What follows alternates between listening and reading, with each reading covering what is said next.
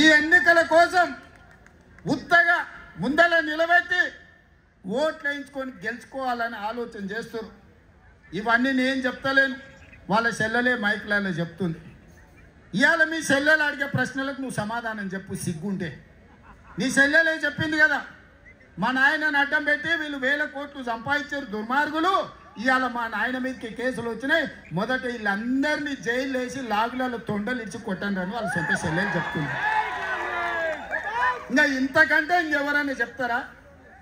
ఏ ఆడబిడ్డ అయినా పుట్టింటి మీద ఆరోపణలు చేయదు.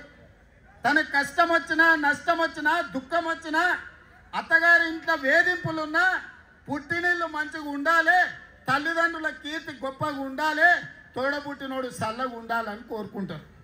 కానీ ఈ దుర్మార్గులు ఎన్ని కష్టాలు పెడితే సొంత చెల్లెలే వీళ్ళు దుర్మార్గులు, వీళ్ళని ఈపులు వాళ్ళకు కొట్టండి అని చెప్తుందో ఒకసారి ఆలోచన చెయ్యండి. అందుకే నేను చెప్పిన, సొంత చెల్లెలకి అన్నం పెట్టనోడు చిన్నమ్మ బిడ్డకు బంగారు గాజులు చేపిస్తా అంటే వాడన్నా నమ్ముతాడా?